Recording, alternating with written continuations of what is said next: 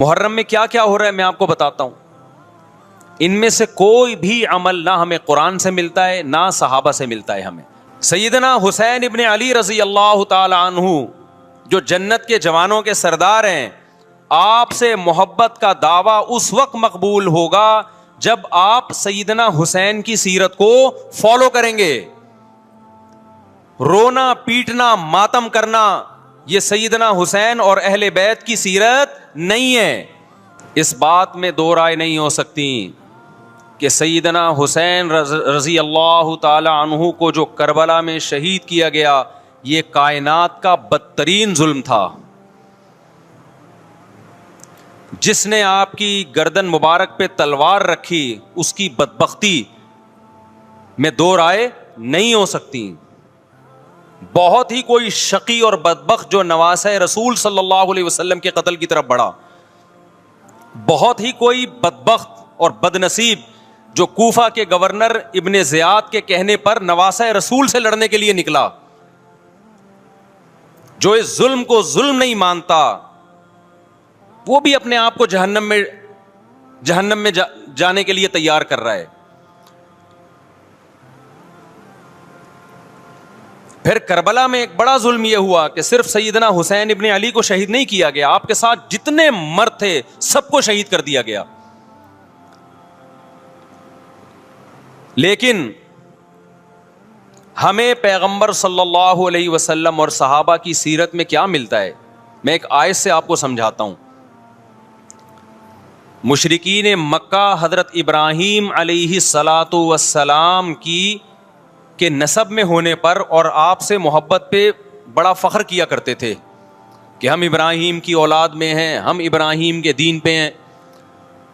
اللہ نے کیا فرمایا رسول اللہ صلی اللہ علیہ وسلم سے کہ ان اول الناس بابراہیم للذین اتبعوہ، اے نبی آپ ان سے کہہ دیجئے ابراہیم سے محبت کے خالی پیلی کے دعوے مقبول نہیں ہیں. ابراہیم کے زیادہ حقدار وہ ہیں جو ابراہیم علیہ السلام کی اتباع کرتے ہیں، اور یہ پیغمبر اور صحابہ یہ ابراہیم علیہ السلام کے دین کو فالو کرتے ہیں، اور تم ابراہیم کے دین کو فالو نہیں کر رہے، ان سے محبت کے دعوے دار ہو. تو خالی محبت کے دعوے داری اللہ کے ہاں مقبول نہیں ہے. اللہ کے ہاں وہ محبت کی دعوے مقبول ہیں جس میں آپ محبوب کو فالو کر رہے ہوں. سیدنا حسین ابن علی رضی اللہ تعالی عنہ جو جنت کے جوانوں کے سردار ہیں، آپ سے محبت کا دعویٰ اس وقت مقبول ہوگا جب آپ سیدنا حسین کی سیرت کو فالو کریں گے. رونا پیٹنا ماتم کرنا یہ سیدنا حسین اور اہل بیت کی سیرت نہیں ہے. صبر کرنا، ظالم کے سامنے ڈٹ جانا، جان کے خوف سے اپنی پالیسیوں سے پیچھے نہ ہٹنا، یہ سیدنا حسین ابن علی رضی اللہ عنہ کی سیرت ہے جو آج ہمیں کہیں بھی نظر نہیں آتی.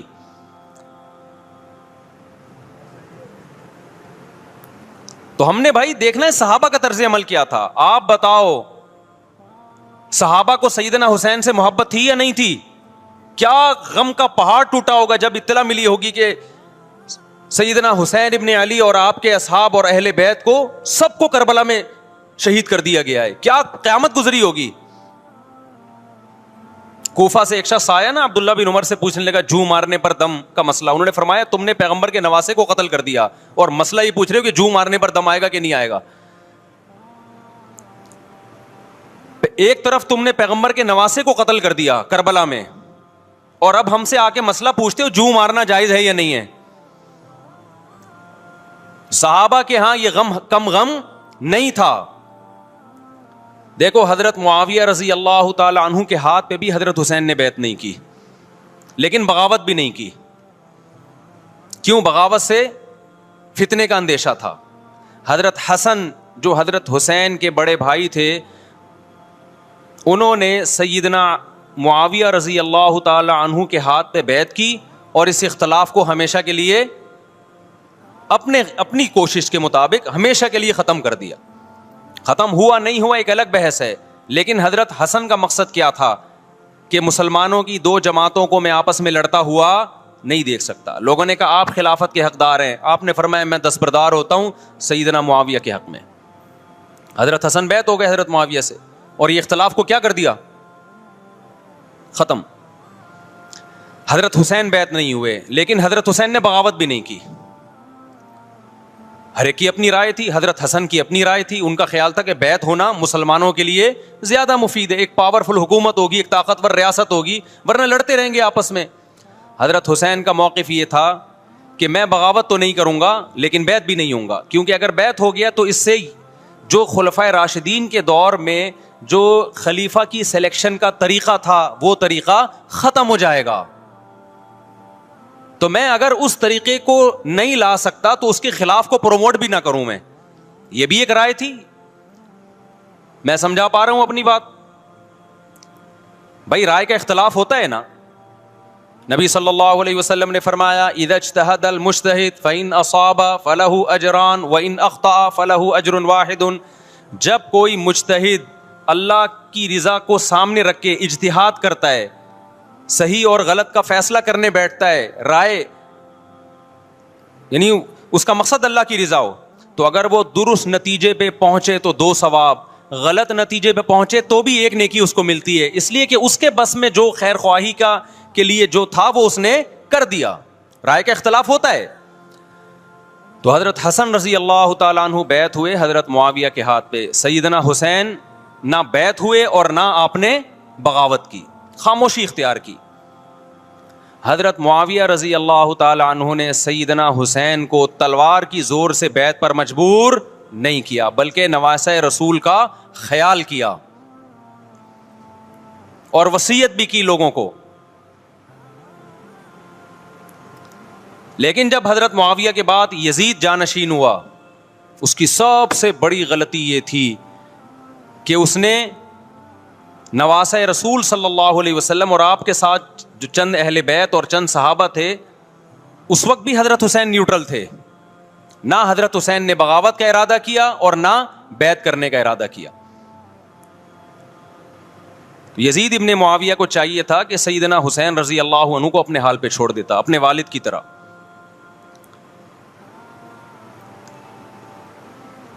حضرت حسین رضی اللہ تعالیٰ عنہ کو جب کوفہ سے خطوط آئے, یہ میں وضاحت اس لیے کر رہا ہوں کہ حضرت حسین بغاوت کے لیے نہیں نکلے تھے, اس مسلمان حاکم کے خلاف بغاوت کے لیے نہیں نکلے تھے, کیونکہ رسول اللہ صلی اللہ علیہ وسلم کی بہت ساری صحیح حدیث ہے اس بارے میں کہ جو باغی ہے, جو ریاست کے خلاف بغاوت کرتا ہے, اس کو نبی صلی اللہ علیہ وسلم نے اس عمل کو پسند نہیں کیا. تو حضرت حسین رضی اللہ تعالیٰ عنہ کو کوفہ سے خطوط آئے کہ یہاں سارے کے سارے لوگ آپ کے ہاتھ پہ بیعت کرنے کے لیے تیار ہیں. ظاہر ہے جب کسی علاقے کے لوگ دارالخلافہ ہو اور سب بیعت ہونے کے لیے تیار ہوں تو پھر آپ کا جانا یہ بغاوت کا عمل نہیں کہلاتا. حضرت حسین رضی اللہ تعالیٰ عنہ اہل بیت کے ساتھ نکلے. کربلا میں جب پہنچے, مشہور واقعہ آپ 20 دفعہ سن چکے ہیں, وہاں جا کے آپ کو اطلاع ہوئی کہ وہ خبر غلط تھی اور عبید اللہ بن زیاد نے ایک پورا لشکر بھیجا سیدنا حسین رضی اللہ تعالیٰ عنہ کو مجبور کرنے کے لیے کہ میرے ہاتھ پہ آپ زبردستی بیعت ہو جائیں. حضرت حسین رضی اللہ تعالیٰ عنہ نے مطالبے رکھے کہ یا تو مجھے واپس جانے دیا جائے, اور اگر بیعت کرنا ہی ہے تو میں دمشق میں امیر کے ہاتھ پہ جا کے بیعت کروں گا. بہت معقول مطالبے تھے یہ. میرا مقصد ابھی کربلا کا واقعہ بیان کرنا نہیں ہے, اس پہ بہت کچھ کہا جا چکا ہے, خود میرا بھی بیان اس پہ تفصیل سے ہو چکا ہے. اس کے بعد بھی سیدنا حسین رضی اللہ تعالیٰ عنہ کو مجبور کرنا کہ عبید اللہ بن زیاد جو بدبخت انسان, جو قاتل تھا اہل بیت کا, اسی کے ہاتھ پہ لازمی بیعت ہوں, جبکہ وہ امیر بھی نہیں ہے, وہ گورنر ہے ایک علاقے کا. تو نواسہ رسول کا خیال نہ کرنا یہ بدترین ظلم تھا جو اس وقت حکومت سے ہوا ہے. حضرت حسین رضی اللہ تعالیٰ عنہ, دیکھو نبی صلی اللہ, آج ہم دیکھتے ہیں کہ جو بڑا آدمی ہوتا ہے نا اس کی قربانیاں ہوتی ہیں, اس کی بڑی بڑی قربانیاں ہوتی ہیں. چھوٹے اپنے بڑوں کی قربانیوں کو کیش کراتے ہیں. آپ نے دیکھا ہوگا فلاں نے بڑی قربانیاں دیں اور بچے موج کر رہے ہیں, دیکھا نا آپ نے. لیکن اللہ تعالیٰ نے رسول اللہ صلی اللہ علیہ وسلم کے نسب کو اس سے محفوظ کیا. ہمارے نبی کے 2 بیٹے حسن حسین, آپ کی نسل حضرت فاطمہ سے چلی ہے, دونوں شہید ہوئے ہیں. اس میں بہت بڑی حکمت تھی کہ پیغمبر صلی اللہ علیہ وسلم نے سب سے پہلے تربیت اپنے گھر والوں کی ہے. آج لوگ باہر فنٹر بنے ہوئے ہوتے ہیں, تبلیغیں کر رہے ہوتے ہیں, اپنے گھر کی ان کو پرواہ نہیں ہوتی. نبی صلی اللہ علیہ وسلم نے سب سے پہلے جو تربیت کی ہے کس کی ہے؟ حضرت حسن اور حسین کی ہے. تو جب کربلا میں آپ کو چاروں طرف سے گھیر لیا گیا اور آپ کو مجبور کیا گیا کہ آپ نے ابن زیاد کے ہاتھ پہ بیعت کرنا ہے, تو آپ نے اس ذلت کو گلے لگانے سے انکار کر دیا. آپ کو 100% یقین تھا کہ اتنے بڑے لشکر کے سامنے میں ٹھہر نہیں سکتا, اسباب کی دنیا میں فتح کی امید نہیں ہے. لیکن حضرت حسین رضی اللہ تعالی عنہ نے لڑنے کا فیصلہ کر کے اور شہادت کو قبول کرنے کا فیصلہ کر کے ابن زیاد اور اس زمانے کے حکمران جو اس قتل پہ راضی تھے, قیامت تک کے لیے ان پہ لعنت کے سلسلے کا دروازہ کھول دیا. بعض دفعہ اللہ بھی یہ چاہتے ہیں کہ بدبختوں کو ڈھیل ملے تاکہ ان کا جرم سنستدرجہم من حیث لا یعلمون. قرآن کہتے ہیں نا ہم ان کو ڈھیل دیں گے, ان کو برائی میں ہم آگے بڑھنے دیں گے, ایسے بڑھنے دیں گے کہ ان کو خود بھی پتہ نہیں چلے گا, تاکہ قیامت کے دن ان کا عذاب ان کو کئی گنا بڑھا کر دیا جائے. اب میرے بھائی ہمارے لیے کیا سبق ملتا ہے؟ جب یہ واقعہ ہوا عالم اسلام میں کوہرام مچ گیا, لیکن کیا اس واقعے کے بعد اہل بیت کی جو مقدس اور پاکیزہ عورتیں تھیں, کیا انہوں نے نوحہ کیا یا صبر کیا؟ آپ کا ضمیر کیا کہتا ہے, انہوں نے نوحے پڑے ہوں گے یا صبر کیا ہوگا؟ بولو بھائی, صبر کیا. عبداللہ بن عمر رضی اللہ تعالیٰ عنہ جو کوفہ والوں کو ملامت کیا کرتے تھے کہ تم جو مارنے کے مسئلے ہم سے پوچھتے ہو, تم نے حسین کا قتل کر دیا, تو یہ حضرت ابن عمر نے اسی لیے کہا نا کہ آپ کو اس کا غم ہوا تھا. تو ابن عمر کا عمل کیا تھا؟ کیا انہوں نے ماتم کیا؟ کیا انہوں نے چھروں سے اپنے آپ کو مارا؟ حضرت حسین کا قتل بھی ظالمانہ, اور اس سے پہلے سیدنا عثمان کا قتل بھی ظالمانہ. اگر نوحہ یا ماتم جائز ہے تو حضرت عثمان کی شہادت کے دن بھی جائز ہے, حضرت حسین کی شہادت کے دن بھی جائز ہے. اور اگر ناجائز ہے تو جیسے عثمان کی شہادت کے دن ناجائز, حسین کی شہادت کے دن بھی ناجائز ہے. سمجھ میں آ رہی ہے بات کہ نہیں آ رہی ہے؟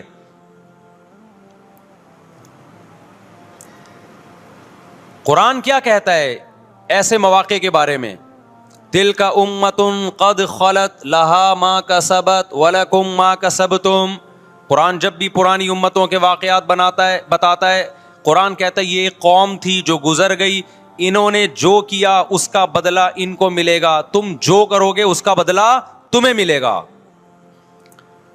تو ہمیں اللہ نے اس واقعے میں بھی بتا دیا کہ سیدنا حسین کا واقعہ, کربلا کا واقعہ جب سنا کرو تو یہ سوچا کرو یہ قوم تھی جو گزر گئی, جس نے اچھا کیا, حسین ابن علی نے اچھا کیا, ان کو اس اچھائی کا بدلہ ملے گا. اور جو حضرت حسین کے قتل کے حضرت سیدنا حسین کے مبارک خون سے جن کے ہاتھ آلودہ ہوئے, کیونکہ قتل کیا نا انہوں نے, تو لہا ما کسبت, ان کو اس ظلم کا بدلہ بھی ملے گا.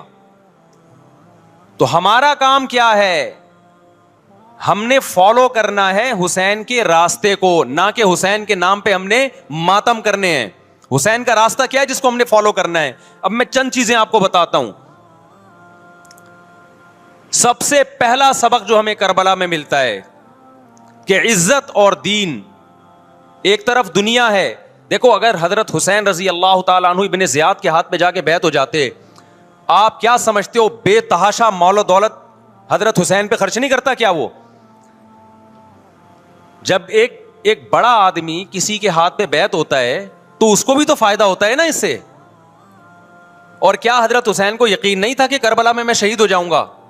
فتح اور نصرت کی اسباب کی دنیا میں کوئی امید نہیں تھی, مگر آپ نے اہل بیت کو کربلا میں رسوا کرنے پر عزت کی موت کو ترجیح دی ہے. آج اگر آپ میں یہ ظرف ہے کہ آپ عزت کی موت کو ذلت کی زندگی پر ترجیح دیتے ہو تو پھر آپ حسینی ہو. نہیں یہی بات میرا خیال ہے سمجھ. سیدنا حسین کی سخاوت کے واقعات ہیں. سیدنا حسین باغی نہیں تھے رضی اللہ عنہ. پھر جو اہل بیت کا طرز عمل کیا تھا، محرم میں کیا کیا ہو رہا ہے میں آپ کو بتاتا ہوں.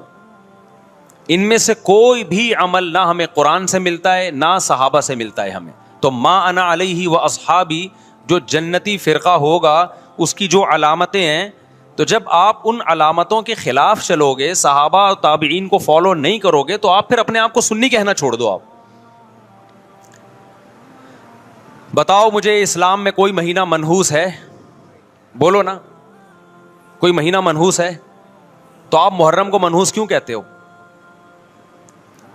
لوگ مجھے کہتے ہیں مفتی صاحب فرقواریت پھیلا رہے ہیں. دیکھو فرقواریت جب پھیلا رہا ہوں جب میں کسی فرقے کے خلاف آپ کو کر رہا ہوں.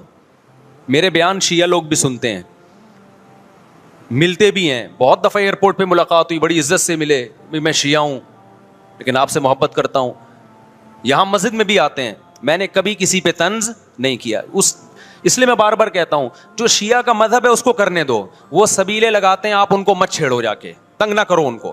وہ ماتم کرتے ہیں، آپ ان کو مت چھیڑو. وہ نوحے کرتے ہیں، وہ نوحے پڑھتے ہیں، آپ ان کو مت چھیڑو. لیکن آپ اپنی پوزیشن واضح کرو کہ آپ شیعہ ہو یا آپ سنی ہو. آپ تو ایک طرف ہو جاؤ نا. محرم میں اگر آپ مرثیے لگا کے گھوم رہے ہو گاڑیوں میں، اٹ مینز آپ سنی نہیں ہو. آپ نبی صلی اللہ علیہ وسلم کی حدیث ہے ہمارے پاس، ہم اہل سنت والجماعت ہیں، ہم سنت کو فالو کرتے ہیں. تو سنت کیا کہتی ہے؟ میتوں پہ گریبان چاک کرنا، میتوں پہ چیخو پکار کر کے رونا. آپ نے فرمایا لیس منا، وہ ہم میں سے نہیں ہے.